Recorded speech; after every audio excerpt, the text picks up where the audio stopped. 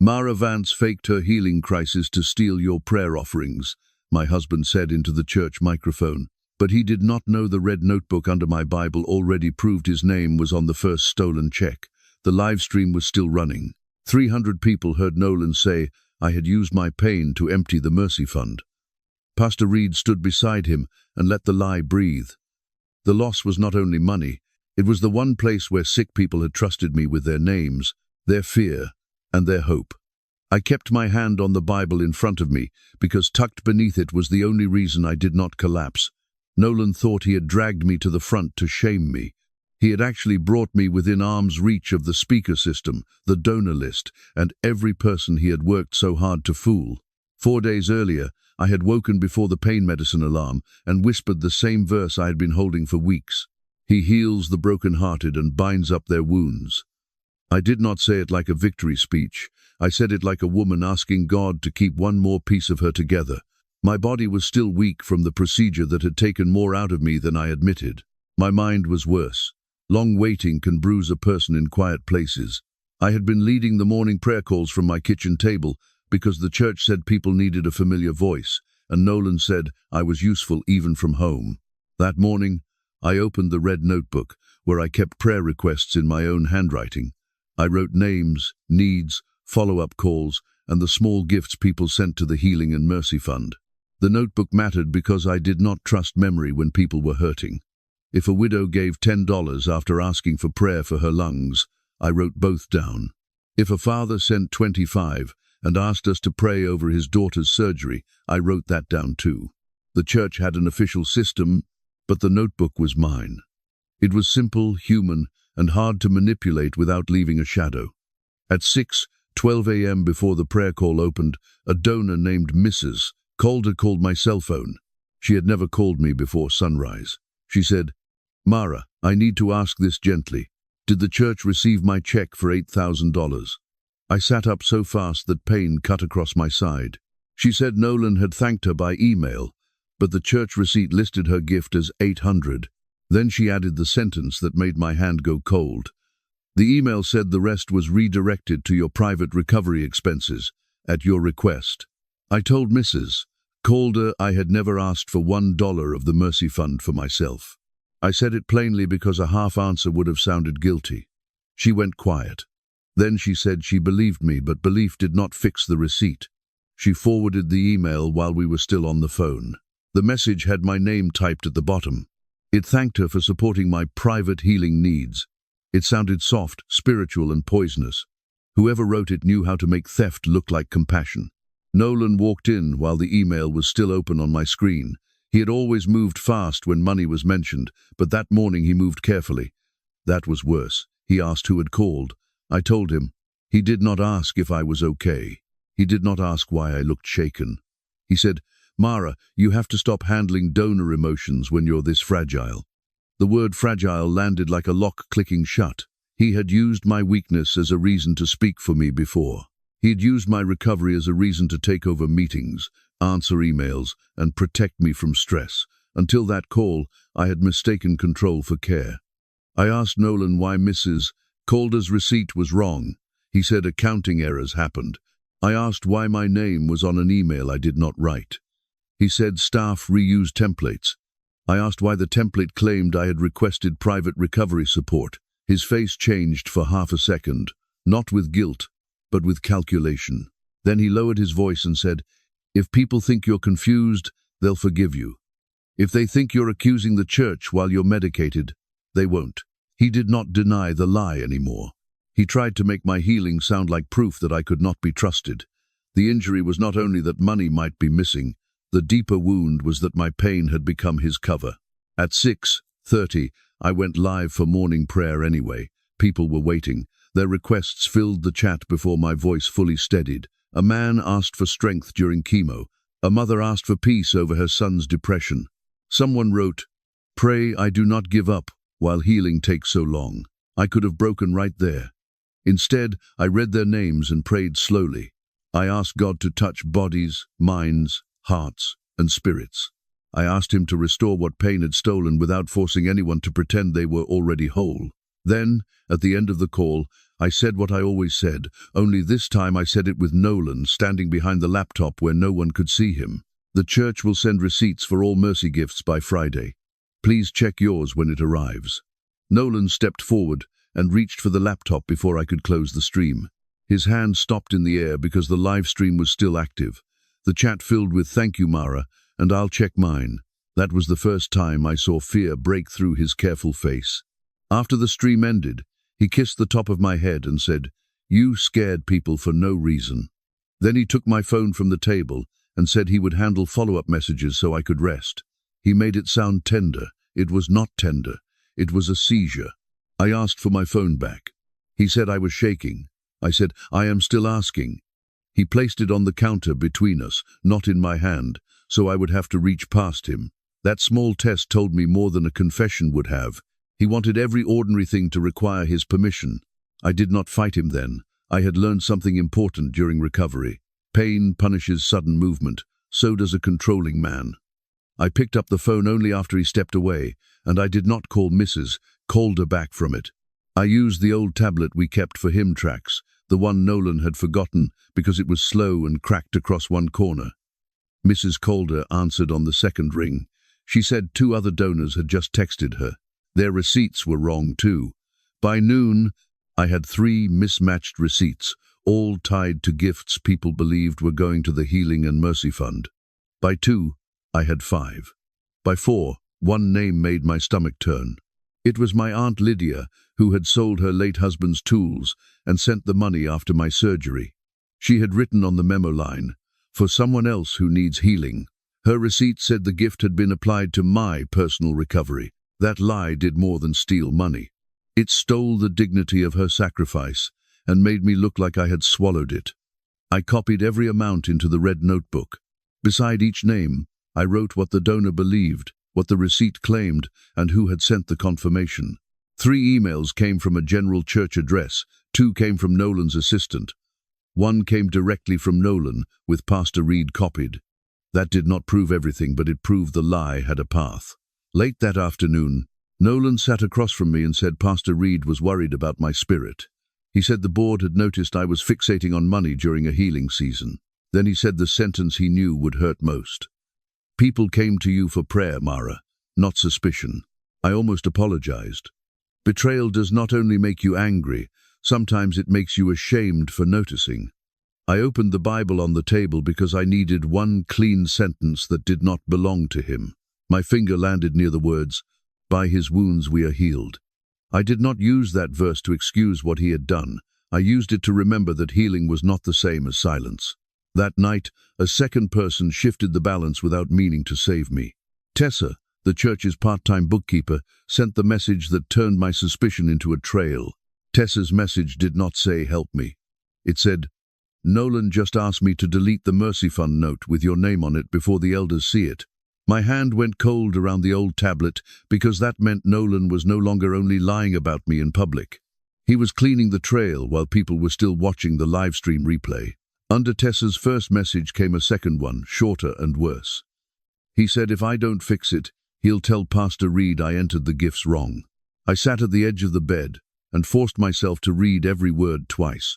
Tessa had never been dramatic. She was the part-time bookkeeper who corrected decimals without raising her voice and kept her receipts folded by month. If she was scared enough to message me from her personal number, then something had shifted. Nolan's power was not perfect anymore. He had found the crack before I did, and now he was trying to seal it with Tessa's job. I typed back, "Do not delete anything. Take pictures if you can. Use your phone, not the church computer. If he says this is my mistake, ask him to put that in writing." The reply did not come right away. That delay had weight. It meant Tessa was not sitting safely somewhere, thinking. It meant she was inside the office system, with Nolan close enough to pressure her. While I waited, my phone buzzed on the dresser where Nolan had left it after taking the charger.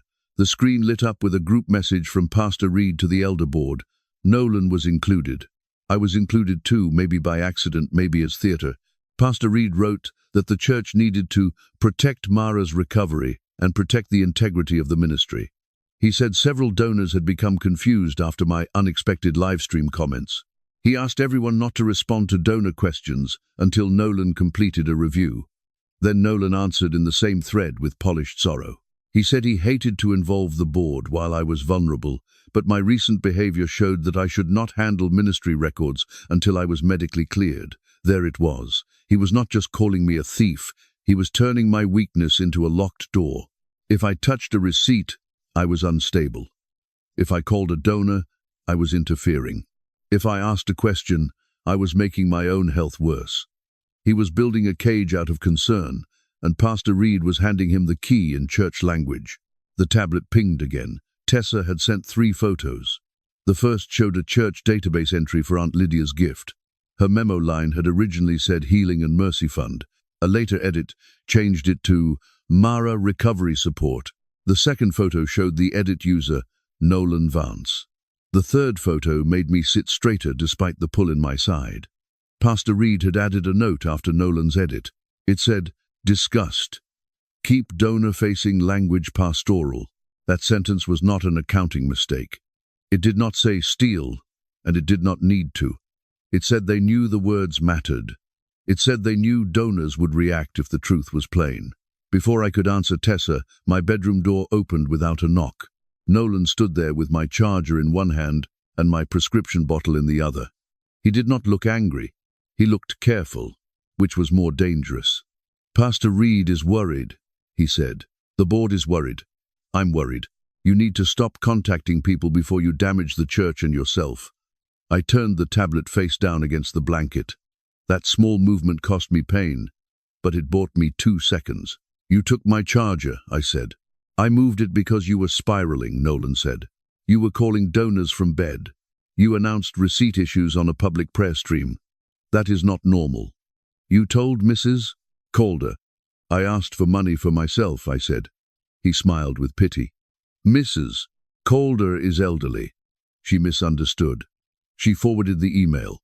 Then she forwarded something she didn't understand. He set the pill bottle on the dresser like proof that he was the adult in the room. "This is why I didn't want you handling details while you're recovering. You get a fragment, and you build a whole accusation around it." That was his old move. He did not deny the object. He attacked my ability to read it. For years, that move had made me search my own memory before I searched his words. This time, Tessa's photos were still warm on the tablet behind my hand. "I want my charger back," I said, "after you rest." Then his eyes dropped to the chair. The red notebook was there. I saw the decision cross his face before he made it. He stepped toward it with the casual speed of a husband picking up laundry, and I stood too fast. Pain cut through my middle, but I got my hand on the notebook before he did. Nolan stopped. "Give me that." "No." His careful face cracked just enough for me to see the fear under the concern. "That notebook contains church information. It should not be in this house. It has been in this house for 3 years. And now there are donor questions because you created panic." He lowered his voice. "If those names get mishandled, that is on you." I held the notebook against my chest. The pressure hurt. I did not let go. If those names got mishandled, it started before this morning. Nolan's phone rang before he could answer. He rejected the call. It rang again. He rejected it again. On the third buzz, a text appeared large enough for me to see one line. It was from Grant, his assistant from the church office. "Tessa won't change the entry unless you email her." Nolan turned the phone face down. Too late. That one line changed the room. He had been telling me I was inventing a pattern, and now his own assistant had confirmed the pressure in plain words. "You're reading pieces of things without context," he said. "Then give me the context in writing." His jaw tightened. "You are not in a position to make demands. I'm in a position to keep my own notes." He took one step closer, then stopped because Aunt Lydia's voice filled the doorway behind him. "And I'm in a position to ask why my gift got renamed." Nolan turned so fast that his mask almost slipped all the way off. Aunt Lydia had a key because she had helped me after the procedure, and Nolan had forgotten that kindness could become access. She stood with her phone in one hand and her checkbook in the other. She was not loud. She did not need to be. "You told me Mara asked privately," she said. "You told me she was embarrassed. I want to hear her say that." Nolan recovered in 3 seconds. That was what made him dangerous. He did not panic and confess. He adapted. "Lydia, I'm glad you're here," he said. "Mara needs family around her, but not this kind of stress. She has been mixing up donor categories all morning." Aunt Lydia looked at me. She saw the notebook against my chest. She saw the pain I was hiding badly. Then she looked back at Nolan. "Did Mara ask for my gift to be changed to her recovery support?" Nolan exhaled like he was forgiving both of us. "The fund supported healing needs. Mara's recovery is part of the church's healing needs." The wording was pastoral, not deceptive. That was the first time he gave the lie a shape, not a mistake. Not confusion. A pastoral choice. Aunt Lydia did not argue theology. She opened her checkbook and held up the carbon copy. "I wrote Mercy Fund because you said a family needed help with medical bills. Not Mara, not your household, not a vague healing category. A family." My tablet pinged again. I picked it up before Nolan could move. Tessa had written, "He just emailed me. It says to correct donor intent to match pastoral designation." Pastor Reed copied. "I'm sending screenshots, then I'm leaving." I did not open the screenshots in front of Nolan. I slid the tablet under the red notebook and held both. "Tessa has the email," I said. Nolan went still. Aunt Lydia's face changed when she heard Tessa's name. "That girl has 2 kids and no cushion," she said. "If you make her carry this alone, Nolan, I will call every person I know who has ever written a check to that church." Nolan turned on her with a colder voice. "Be careful. Donor harassment is serious. So is lying to donors," Aunt Lydia said. For one brief second, the house did not belong to Nolan's version of events. I looked at Aunt Lydia and said, "Can you take the notebook?" Nolan said, "Absolutely not." Aunt Lydia said, "Yes." The two answers collided, and my choice stood between them. My body wanted the bed. My history wanted peace. My fear wanted to hand Nolan the notebook and make the room calm again. But the notebook had become more than paper. It was the place where people's pain had not yet been edited. I gave it to Aunt Lydia. Nolan's hand shot out, not to grab me, not quite, but to block the pass. Aunt Lydia stepped back into the hall, and he stopped himself because witnesses changed his math. "If that notebook leaves this house," he said, "I will have to report that confidential church records were removed by an unstable volunteer." I almost laughed, but I did not give him the sound. "Then write that down too." Aunt Lydia tucked the notebook under her arm. "I'm going to my car. Mara, send me the screenshots. Nolan, if you follow me, I will call my brother from the driveway, and you know he still golfs with 2 elders." She walked out with the red notebook, and for the first time that day, Nolan lost control of the room. Nolan stopped calling me, confused the moment Aunt Lydia said the red notebook was locked in her car. His face changed before he could cover it, and that 1 second told me the notebook was not just embarrassing him. It was dangerous to him. "That notebook belongs to the church," he said. Aunt Lydia kept her keys in her fist. "Then the church can ask for it after the donors see what Mara wrote and what you changed." He had spent the whole morning trying to make my illness the center of the story. Aunt Lydia had just made the records the center instead. He became calm in a way that scared me more than his anger. He looked at my aunt and said, "You don't know what her medication has done to her memory." Then he looked at me with a soft voice that did not belong to him. "Mara, you need to sit down before you make this worse for yourself." I did sit down, but not because he told me to. My legs were shaking, and I refused to let him turn that into proof that I was unstable. I put both feet flat on the floor, placed my phone on my knee, and opened Tessa's screenshots again. I needed facts in front of me, because Nolan was trying to make the room depend on my strength, and my strength was the easiest thing for him to question. Aunt Lydia saw what he was doing. She pulled out her phone and said, "I am calling Mrs. Calder." Nolan stepped toward her, not fast, but enough to show the old reflex. Aunt Lydia lifted one finger. "Do not take another step toward me." "Mrs. Calder," answered on speaker after the second ring. Aunt Lydia asked one plain question. "Did Mara ever ask you to make your gift private support for her recovery?" Mrs. Calder said, "No. I gave to the Mercy Fund, and I have the email that says otherwise." She paused, then added, "I also forwarded it to my son. He works with non-profit audits." Nolan's calm cracked again, just at the corner. Now the pressure had changed. Nolan was no longer trying to convince me that I was wrong. He was trying to keep the circle small. My phone buzzed while Mrs. Calder was still talking. It was Tessa. The message was short. "Do not come to the church office. Pastor Reed is here." Nolan called him. "They want me to sign a statement saying the donor labels were corrected after Mara's confusion." My stomach dropped so hard that I pressed my hand over the place where the procedure still pulled when I breathed too deep. Nolan had moved faster than I expected. He was not waiting to see what I would do. He was building a second record before the first one could be protected. I showed Aunt Lydia the message. "He is trying to make Tessa the cleanup girl," she said. Nolan heard her and finally lost the soft voice. "You have no right to involve staff in your breakdown." A second message came through from Tessa with a photo of a draft statement on church letterhead. The first line said I had personally requested sensitive donor gifts be relabeled during my recovery. That lie did something different to me. It did not make me panic. It made me clear. I typed back, "Do not sign anything. Send the draft to yourself outside the church account. Take a picture of who is in the room if you can do it safely. Then leave." Tessa answered with 3 dots that appeared and vanished twice. Then came another message. "I can't just leave. Reed said if I walk out, he will mark it as abandonment and withhold my final check." There it was, the other lever. Nolan had used my illness against me. Pastor Reed was using Tessa's paycheck against her. Aunt Lydia took the phone from my hand and dictated while I typed. "Tell her I will cover 2 weeks of her wages today if they try that."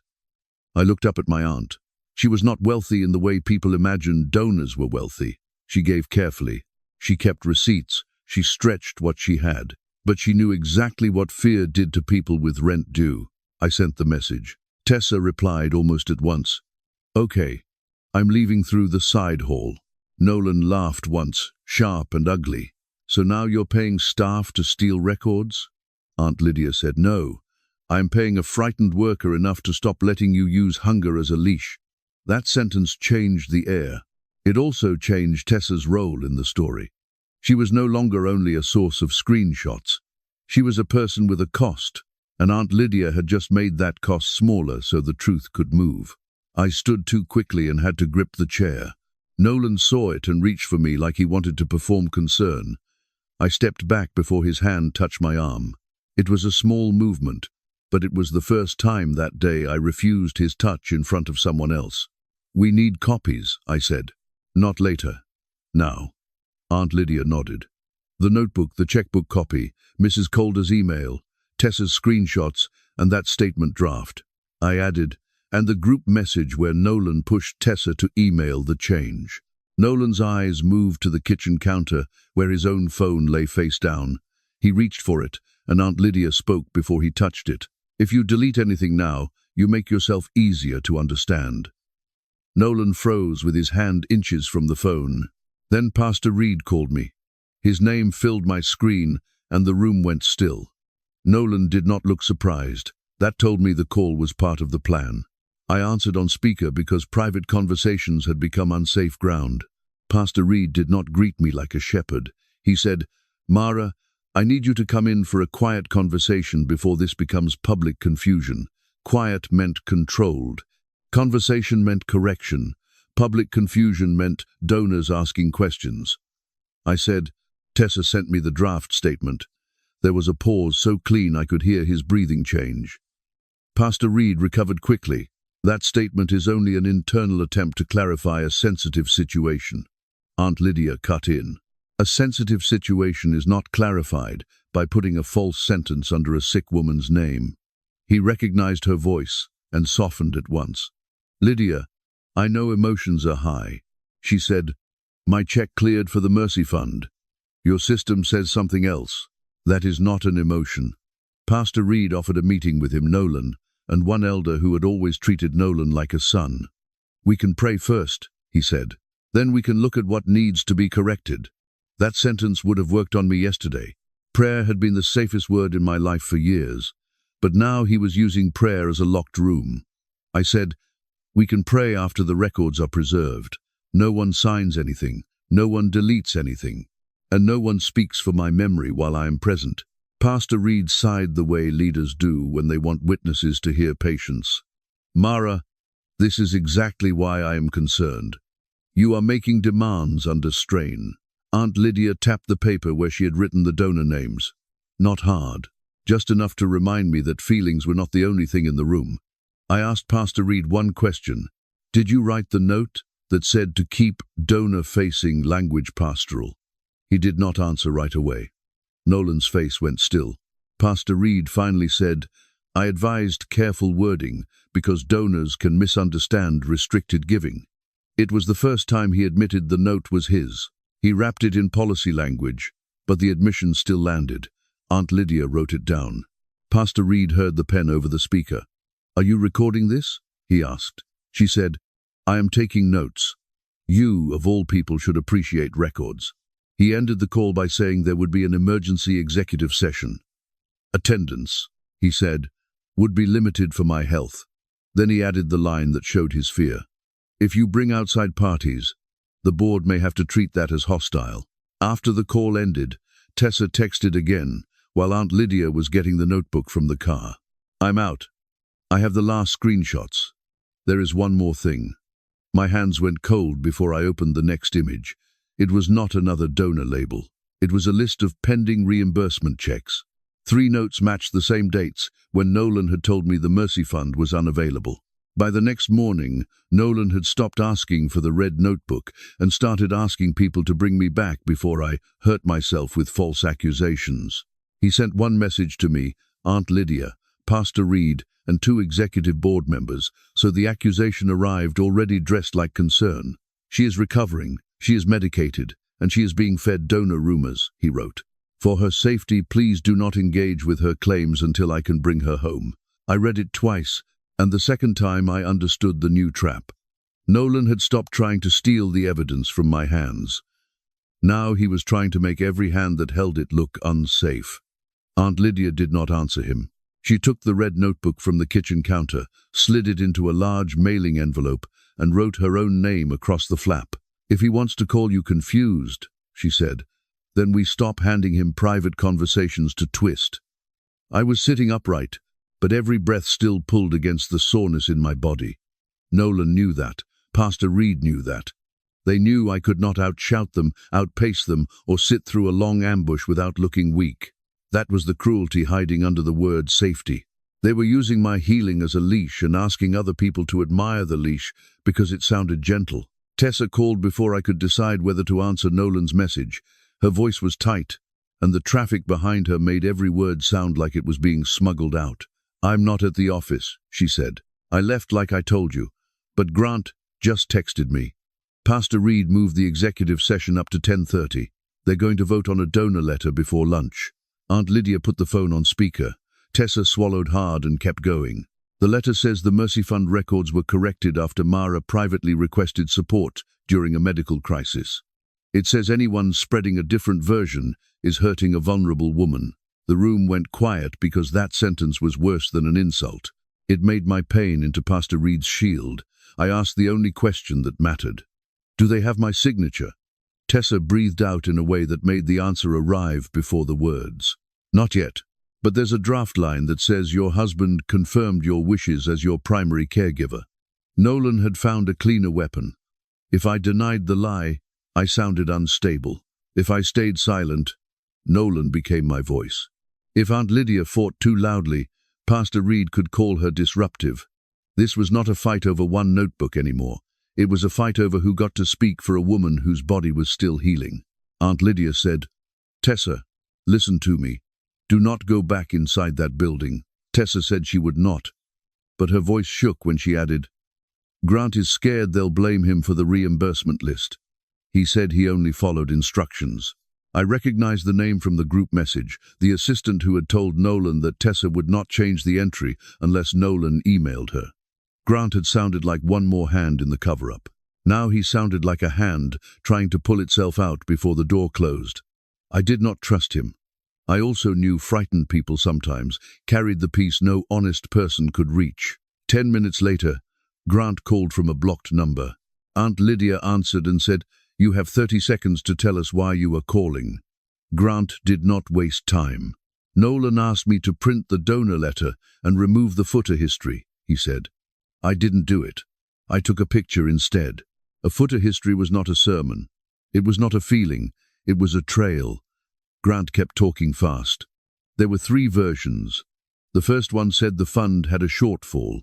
The second one said a restricted gift had been misapplied. The third one blamed Mara's recovery request. Pastor Reed told Nolan the third version was safer. Tessa made a small sound on the line, like she had been hit by confirmation she did not want. Grant's motive came out 1 sentence later, and it was not noble. "They promised me Tessa's job if she left," he said. "Then this morning Pastor Reed told me I might have to sign a statement saying Tessa trained me wrong." Aunt Lydia's face hardened, but her voice stayed level. "So you were fine while you benefited, and now you are scared because the blame moved toward you." Grant did not argue. "Yes," he said, "but I have pictures." That ugly little yes made him more believable than a speech would have. He was not pretending to be brave. He was trying to avoid being buried, and for the first time, his self-interest pushed against Nolan instead of protecting him. The first picture came through Tessa's phone because Grant still refused to text me directly. It showed a draft letter with church letterhead at the top and a line circled in blue. Mara Vance's family requested temporary private support during her recovery, and the office adjusted donor-facing language to preserve dignity. I stared at the word dignity until it stopped meaning anything. Nolan had told donors their gifts were protecting my dignity while he used my name to hide the missing mercy fund. Pastor Reed had polished the lie until it sounded like compassion. The second picture showed the version history. The early sentence was plain. A donor, restricted mercy gift, was deposited under the wrong designation and later reimbursed through pastoral care. That sentence did not answer everything, but it cracked the wall. Someone had known the gift was restricted before I ever asked a question. Aunt Lydia sent the 2 images to herself, to Mrs. Calder, and to 1 board member she trusted enough to risk. She did not send a long explanation. She wrote, "Do not vote on any donor letter until you compare these versions with the original gift receipts." It was the first clean strike of the morning. Not a plea, not a defense of my mood, a direct command tied to proof. I watched her send it, and something quiet shifted inside me. I was still in pain. I still needed to move slowly, but Nolan's favorite story required me to be alone, emotional, and begging to be believed. Aunt Lydia had just made the story crowded. The reply from the board member came back in less than 2 minutes. "I have not seen these versions. Reed said this was a confidential caregiving matter. I am joining the session early." That message did not save me, but it changed the boardroom before I entered it. Pastor Reed could still explain. Nolan could still perform concern. Grant could still panic and retreat. But 1 board member now knew there were hidden drafts. Nolan called Aunt Lydia next, not me. That choice told me everything.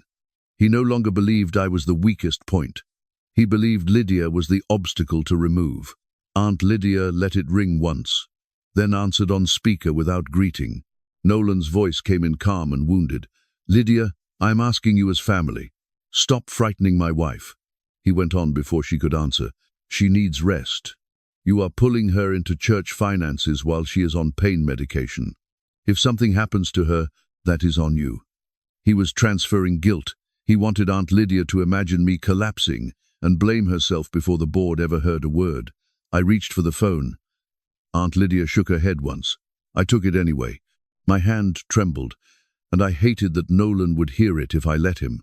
So I did not raise my voice. "Nolan," I said, "you told me the Mercy Fund was unavailable on the same dates. Reimbursement checks were being prepared. You told donors their gifts were protecting me.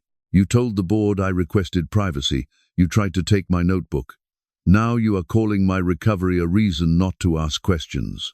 Nolan's answer came soft. "Listen to yourself. This is exactly what I'm worried about." I did not follow him into that room. "I'm not discussing my tone," I said.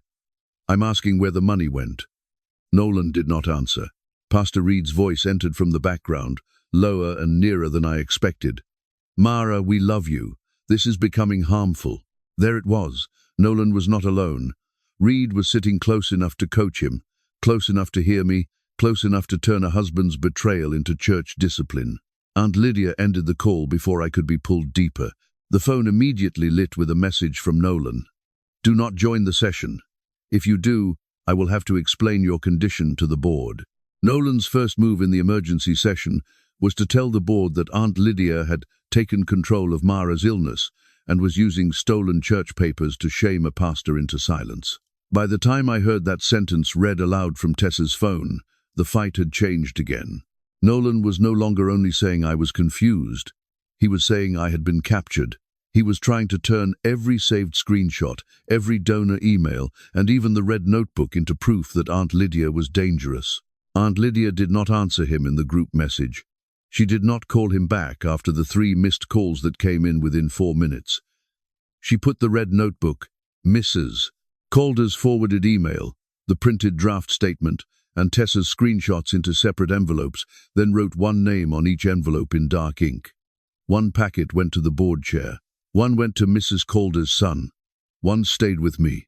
The last one went into Aunt Lydia's purse beside her checkbook, because Nolan had learned to survive by making 1 copy disappear and calling that disappearance peace.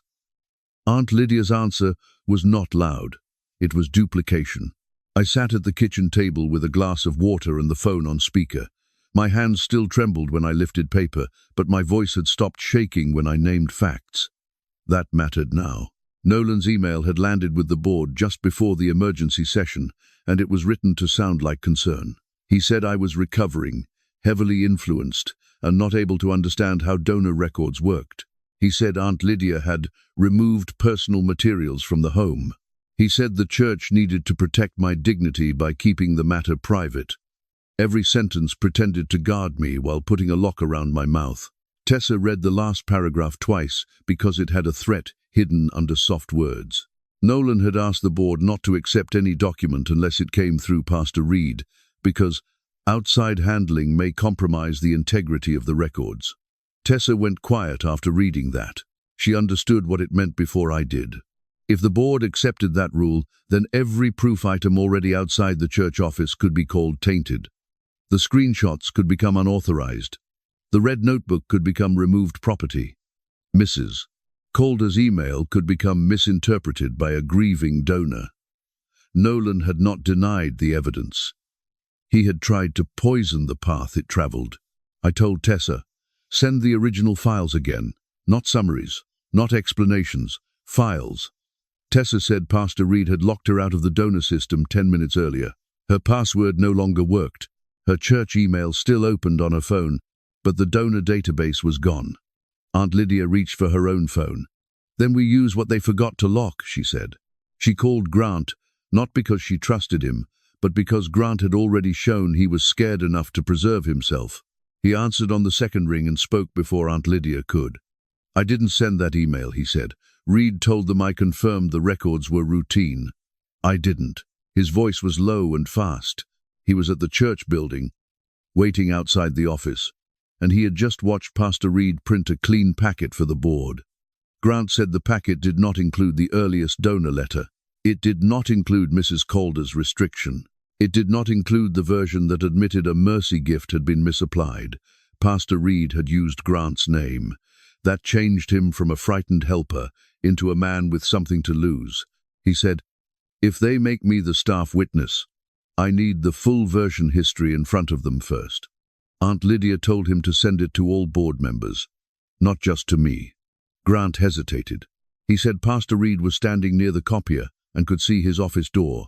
Aunt Lydia said, then step outside and send it from your phone. Grant did not answer for 3 seconds. Then I heard the sound of a door bar clicking, and his breathing changed as he walked. He sent the first batch from the parking lot. The message came through in pieces. One photo showed a donor receipt with Mrs. Calder's name and the Mercy Fund clearly written on it. One photo showed a later ledger line where that same receipt number had been moved to a different category. One photo showed a check request attached to the changed line. The payee name was partly blocked by Grant's thumb, but the note line was visible. It said temporary care reimbursement.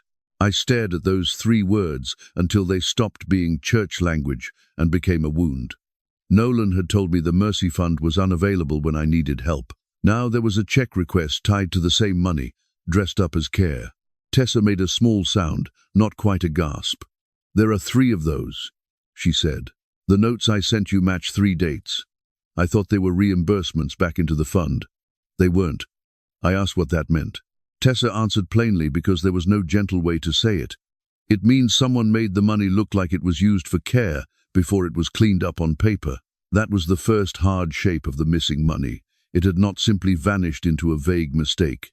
It had moved through a false explanation, and Nolan had been ready with that explanation before I ever knew there was a problem. The board session opened 15 minutes later, and Pastor Reed began with prayer so quickly that nobody could ask a question first. His voice was steady, practiced, and sad in exactly the right places. He prayed for healing, for unity, for protection from accusation, and for wisdom around a fragile family matter. I listened from Aunt Lydia's phone and felt the old hook catch in my chest. For years, Pastor Reed's calm voice had meant safety.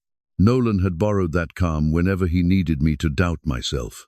Now the same voice was being used to move the room away from records and toward pity. It almost worked. Then Mrs. Calder's son spoke before Pastor Reed could frame the agenda. His name was Daniel, and he did not sound angry. He sounded awake. He said, "Before this becomes a care matter, I need the board to confirm whether my mother's restricted gift was moved." Pastor Reed paused just long enough for the pause to tell on him. He said donor language could be complex. Daniel said his mother's email was not complex. She gave to the Mercy Fund.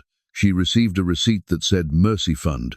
The later letter called it Pastoral Care Support. "Those are not the same thing," Daniel said. Nolan stepped in with the softer voice he used when he wanted to look wounded. "Daniel, my wife has been through a great deal. Mara heard pieces of conversations while she was unwell, and Aunt Lydia has unfortunately built a story around them." He did not attack the receipt. He attacked the person holding it. I looked down at the red notebook envelope beside my hand and understood why Nolan wanted it labeled stolen. That notebook had dates in my handwriting from before the worst of my recovery. It proved I had noticed the mismatch before anyone could blame my medication. Aunt Lydia muted the phone and said, "Do not argue memory. Ask for the receipt number." When she unmuted, I said, "Please read the original receipt number and the changed ledger line into the minutes." My voice came out thinner than I wanted, but the sentence was clear. The room went quiet because I had not pleaded, cried, or defended my sanity. I had asked for a record. The board chair repeated my request. Pastor Reed said that level of detail might not be appropriate with non-board participants present. Daniel said he was present as the donor's authorized representative. Tessa said she was present as the staff member whose name had been used on changes she did not approve. Grant said from somewhere near the church parking lot, "And my name has been used too." That was the moment Pastor Reed's control slipped one layer. He had expected me to sound hurt and Aunt Lydia to sound angry. He had not expected staff to speak against the clean packet before he handed it out. Grant added, "If the packet quotes me, then I want the board to see the version history before my initials are used." Nolan changed tactics again. He said the church had helped his household during my recovery, and some internal labels had been adjusted to protect privacy. He said no one had stolen anything. He said the Mercy Fund had been made whole. The sentence was smooth, but it opened a new door by mistake. If the fund had been made whole, then it had first been short. Nolan's face changed the moment Daniel Calder asked him, in front of the board, why a gift would need to be made whole if it had never been touched. For 3 seconds, no one moved. That was the first time I heard silence work against Nolan instead of for him. He had always known how to fill a room before doubt could settle, but now his own phrase sat on the table like a spilled cup no one could pretend was full. Pastor Reed recovered first. He folded his hands and said the church should not turn a care matter into a public trial. He said I was healing. He said Nolan had been carrying more than anyone knew. He said Daniel was emotional because his mother's gift had sentimental weight. Every word sounded gentle, but every word moved the same way. Away from the receipt number, away from the ledger line, away from the question Daniel had asked. I heard it clearly now. Pastor Reed was not defending only Nolan. He was defending the kind of room where a soft voice could bury a hard fact. Aunt Lydia did not argue with him. She opened her purse, took out a plain envelope, and slid it to the board chair. "These are copies," she said. "The originals are not in this building." That one sentence changed the air again. Nolan looked at the envelope, then at me, and I knew he had been counting on one fragile trail, one notebook, one sick wife, one aunt he could call intrusive. But Lydia had turned one trail into several. The board chair, a retired banker named Elaine Morris, pulled the papers out slowly. Elaine had been careful all morning, too careful. She had asked for calm. She had asked for order. She had asked everyone to remember the church's witness. But now she looked at the donor receipt, then the ledger page, then the draft letter with the altered footer.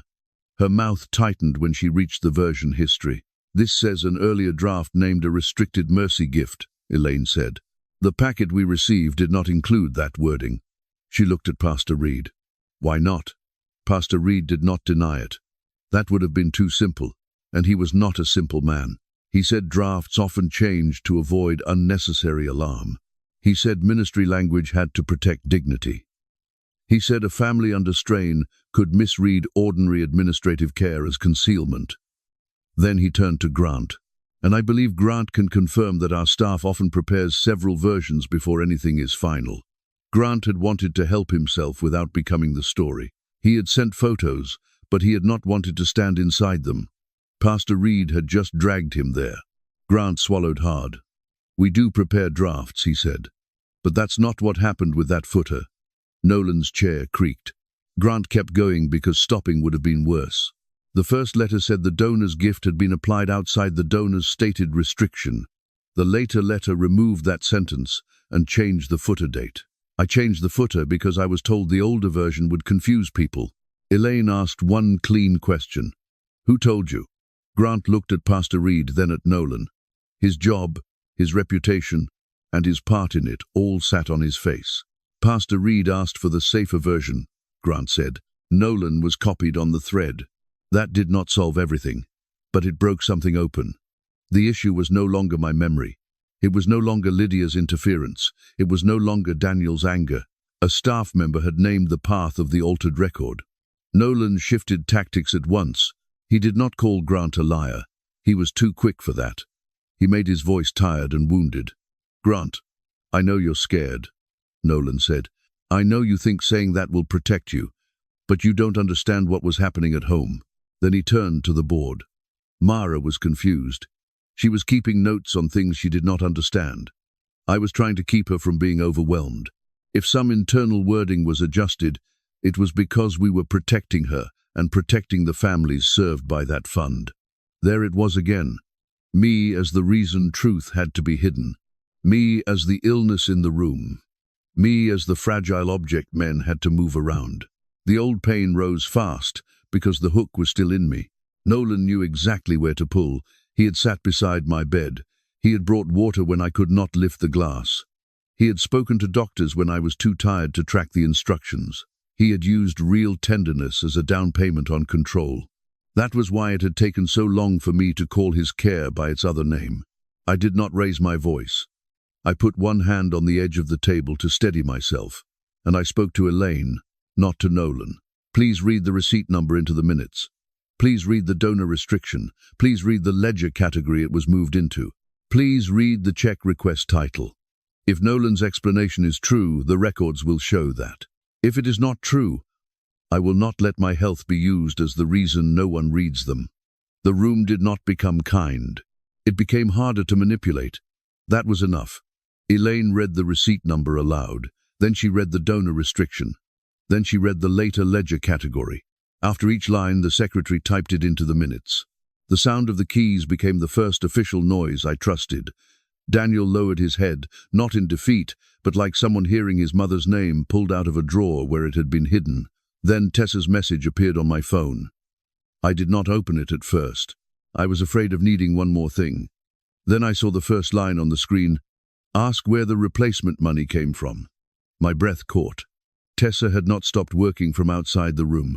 The message continued in short pieces, easy to read, impossible to ignore. Replacement deposit posted 2 weeks after Daniel's first question. Same amount, different source line, not donor money. I slid the phone to Elaine. "This just came from Tessa," I said. "She says the money was put back after Daniel started asking questions." Nolan stood so fast his chair struck the wall. "Absolutely not," he said. "That is stolen staff information. This is exactly what I meant. Mara is being fed fragments by people who want to damage the church. He had moved from concern to outrage because concern was no longer enough. The records were speaking now, so he needed to attack the road the records came in on. Pastor Reed helped him turn the wheel. "We cannot accept unauthorized material in this meeting," he said. "If staff files have been accessed improperly, that is a separate serious issue." The board members shifted. I saw the danger. Truth had reached the table, but now they were trying to make the truth dirty to touch. Grant stood before he could talk himself out of it. "Tessa did not steal that," he said. "I gave her access to the folder before my password was changed. I did it because I realized my name was being used on changes I did not approve. I wanted a copy outside the office before the folder disappeared." He looked at Elaine now. "I am not claiming I did the right thing at first. I didn't. But that deposit line is real. If you check the bank batch, you'll see when the replacement came in." Elaine called Tessa on speaker. Tessa's voice shook at first, not from confusion, but from knowing one wrong word could cost her job. She said the deposit came through the same morning. Nolan emailed the board about me being unstable. She said the batch note did not say donation. It did not say offering. It said correction transfer. That phrase landed harder than accusation because it sounded like someone had tried to repair a record without admitting what broke. Pastor Reed said staff sometimes used rough labels before final reconciliation. Grant answered before Elaine could. "It was not rough language," he said. "I was told to leave it rough until the board stopped asking." He pulled his own phone from the table and sent Elaine one more image. It was a short message from Pastor Reed, time-stamped the night before the altered letter went out. The message told Grant to use the safer footer and keep Mrs. Calder's restriction pastoral, not financial. Nolan changed tactics again because the document path was turning against him. He stopped sounding angry and started sounding injured. He told the board he had carried me through months of appointments, medication changes, bills, and late-night panic. Then he looked at me as if the room belonged to our marriage again. "You know, I was trying to keep you from breaking," he said. "That was the old lever. It had always been the softest one." For a moment, the room seemed to wait for me to become smaller. I turned one page in the red notebook. The sound was small, but every person heard it. "On March 10th, I said, I wrote that the Calder gift was restricted to mercy relief. On March 12th, Nolan told me I had misunderstood. On March 15th, the letter draft changed. On March 18th, the ledger line changed. This morning, after Daniel asked for the original receipt, money came back under a correction transfer. I did not call Nolan cruel. I did not beg the board to believe my pain. I read dates because dates did not get tired. Then I looked at Elaine. If my health is relevant, it is relevant only because they used it to keep these dates from being heard. Daniel stood near the wall with his mother's forwarded email in his hand. "My mother gave that money with a written restriction," he said. "If the restriction was changed, we need to know who changed it. If the money was restored, we need to know who restored it and why." Pastor Reed tried to answer with the calm voice he used from the pulpit. He said Mrs. Calder loved the church and would hate this conflict. Daniel cut through that gently, which made it worse for Pastor Reed. "My mother loved mercy," he said. "That is why she wrote the restriction down." Elaine asked for a motion to suspend all internal handling of the Calder file until an outside accountant reviewed the records. One board member hesitated, and Pastor Reed saw the opening. He said an outside review would damage the church's witness. He said gossip would spread faster than truth. Aunt Lydia placed the duplicate packet in front of the hesitant board member. "This is not gossip," she said. "This is the version that was not supposed to survive." The vote that followed was not loud. It was worse for Pastor Reed because it was orderly. External review, restricted access frozen. Donor notice drafted by the board, not by Pastor Reed. A temporary finance team appointed without Nolan. Then Elaine said one more thing. "The congregation heard a public implication this week. The correction will be public too." Pastor Reed agreed with his mouth, but his eyes went to Nolan. That was when I understood they still had one move left. 4 days after Mrs. Calder's call, Pastor Reed asked me to stand at the front of the sanctuary for what he called a brief healing and unity statement. The morning prayer live stream was already running. 300 people were watching because Pastor Reed had announced that the church would address confusion around the Mercy Fund. Elaine sat in the front row with the board packet on her lap. Daniel Calder sat 2 seats behind her. Aunt Lydia stood near the side aisle, close enough for me to see the red notebook tucked under her arm. Tessa was on speaker through Elaine's phone, and Grant stood by the sound booth, looking like he wanted the floor to open under him. Nolan stood beside the microphone with a Bible in his hand and tenderness arranged on his face. Pastor Reed opened with prayer so quickly that it felt like a curtain being pulled over a window. Then he turned to Nolan and said, "As Mara's husband and caregiver, would you help us clarify what has happened?" That was the moment I knew the board's correction had been stolen before it began. Nolan stepped to the microphone, looked into the live stream camera, and said, "Mara Vance faked her healing crisis to steal your prayer offerings." Pastor Reed did not stop him. He stood beside him and let the lie breathe. For 1 second, my body forgot how to move. The sanctuary seemed to tilt. The same people who had prayed with me for weeks were staring at me from pews, phones, and screens. Nolan went on. He said I'd become obsessed with records while medicated. He said Aunt Lydia had exploited my vulnerability. He said the church had tried to protect my dignity, but I had forced private matters into public view. He said every word softly enough to sound heartbroken. That was his final gift to himself. He made cruelty sound like grief. Then he reached for the folder under his Bible. I knew that folder. It held copies of my medical notes, the medication list, the appointment summaries, the things he had threatened to use if the board pushed too hard. He wanted the congregation to see my body before they saw the receipts. He wanted my weakness to arrive first. Elaine stood before the folder opened. "Do not open that," she said. Her voice carried through the side microphone because Grant had already turned it on. The room went still. Nolan's hand froze over the flap. Pastor Reed leaned toward Elaine and said, "This is unsafe for Mara." Elaine did not look at him. She looked at the camera, then at the congregation. "Mara's treatment is not evidence against the receipts." That sentence did what my tears could not have done. It gave the room a rule. Nolan tried to speak over her, but Grant lowered his microphone. The small click through the speakers sounded like a door locking. Grant's hands shook, but he did not turn Nolan back on. Elaine stepped forward with the board packet. "The board voted this morning to freeze restricted Mercy Fund access pending outside review," she said. "We also voted that no donor notice would be issued by Pastor Reed, Nolan Vance, or any staff member under their direction." What you just heard was not the board's correction. Pastor Reed's face changed, not completely, but enough. The softness cracked at the edges. He said, "Elaine, this is highly irregular." Elaine answered, "So is replacing a donor restriction with a statement about a sick woman's private recovery." A sound moved through the sanctuary. Not a gasp exactly. Recognition. People knew the difference between gossip and a sentence that had finally found the right target. Daniel stood next. He did not shout. He held up his mother's email and said, "My mother gave $8,000 to the Mercy Fund. She did not give it to Mara. She did not authorize a private recovery designation. She asked for a receipt, and the receipt changed after the fact." Pastor Reed tried to stop him with the word decorum. Daniel said, "Decorum is not a hiding place. Aunt Lydia came to my side then, not to rescue me, but to place the red notebook under my Bible where my hand could reach it."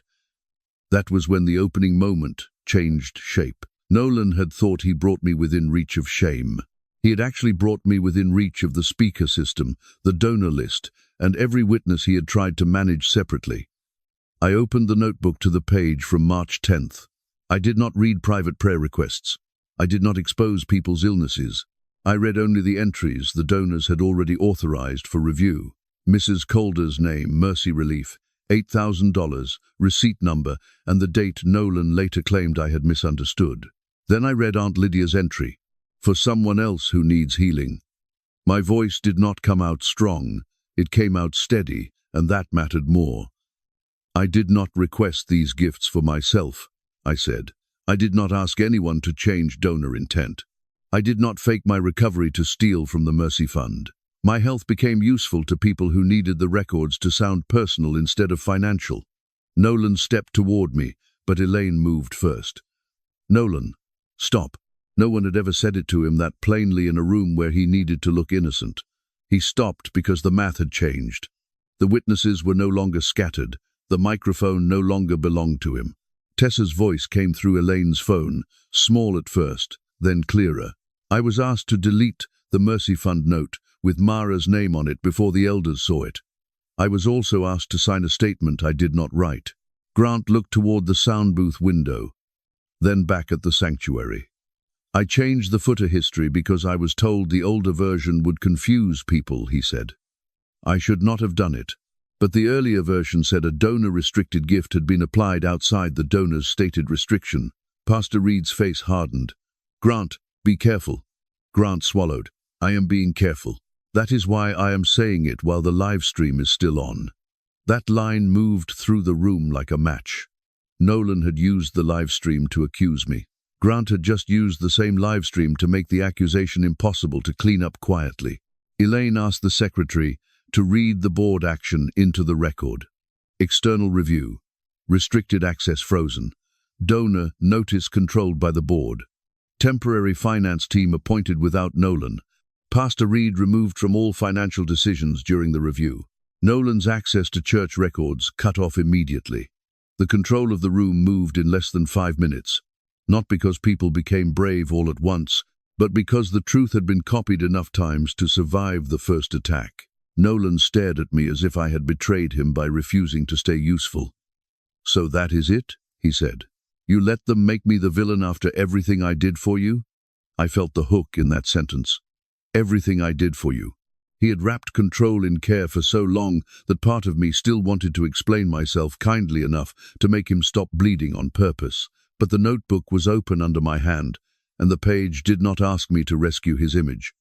No, I said. You made my illness the reason no one should trust me. You made my home the place where records disappeared. I am not helping you call that care anymore. Pastor Reed asked for a private pastoral word with Elaine. Elaine refused.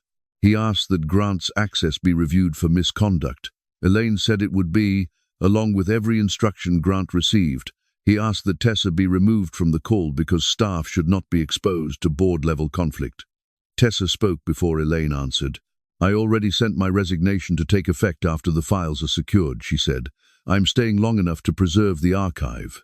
Grant's payoff came quieter. Elaine asked whether he would provide a signed statement. He looked at Pastor Reed, and everyone saw the old fear pass over him. Yes, he said, but I want my statement to include what I signed and what I refused to sign today. It was not heroic in a polished way. It was better than that. It was a man choosing to stop being useful to a lie, while the lie was still in the room. The last thing Nolan tried was the thing I had feared most. He told the board, the sanctuary, and the live stream that if they pushed this, he would have to speak openly about my episodes, my medication, my confusion, and my inability to manage stress. He said he did not want to do that. He said he was begging everyone not to force him. The threat wore the clothes of concern, but no one in the room mistook it anymore. Elaine closed the medical folder and slid it away from him. If you release private medical information to affect this review, she said, that becomes a separate matter. Nolan had expected me to flinch. Instead, Elaine named the boundary out loud, and Nolan lost the weapon he had carried closest. I stood because my body was tired, not because the meeting was over. Aunt Lydia moved as if to help me, then stopped when I gave a small shake of my head. I wanted my own legs under me for this part. I looked at Nolan and did not search his face for the man I had defended. I am going home with Lydia tonight, I said. You will not remove anything from the house until we have both listed what is there. You will not speak for my health again. You will send any questions through Elaine until the review is complete. Nolan laughed once, short and bitter, but the laugh did not find a place to land. No one joined it. No one softened the silence for him. 3 weeks later, the outside accountant found the path the room had only guessed at that morning. Mrs. Calder's restricted gift had been moved into a general account, relabeled as pastoral care support, and partially routed through reimbursements Nolan had helped submit. When Daniel's questions arrived, replacement money came from an emergency transfer tied to a discretionary account Pastor Reed controlled. The review did not call it a misunderstanding. It called it a violation of donor restriction and internal policy. The church sent notice to the affected donors. Pastor Reed resigned before the full report was read on a Sunday. Nolan sent me one message saying I had destroyed him. I did not answer it. I forwarded it to the file and closed the screen. The house felt different when I returned with Aunt Lydia to collect my things. Not because the walls had changed, and not because pain had left. Pain was still there, packed inside drawers and folded between ordinary items. The difference was that Nolan's version of the house no longer ruled the air. I took the red notebook from the kitchen drawer, where he had once told me to stop keeping stress lists. I placed it in my bag with the board packet, the signed statements, and a new folder from my doctor that named my recovery without making me disappear inside it. Aunt Lydia asked if I wanted to take more. I looked at the shelves, the framed certificates, the stacked mail, and the life I'd been told to protect at any cost. Not today, I said. Today I take what tells the truth. By early summer, I had a small routine that belonged only to me. I woke slowly. I took my medicine without hearing Nolan's voice turn it into a verdict. I sat at Aunt Lydia's table with tea, toast, and the red notebook open to a clean page. Some mornings I wrote one line. Some mornings I wrote nothing, and let quiet do the work words could not. Healing did not arrive like applause. It arrived like a locked door opening from the inside. And when I prayed again, I did not ask God to make me useful. I asked him to keep me honest, whole, and free.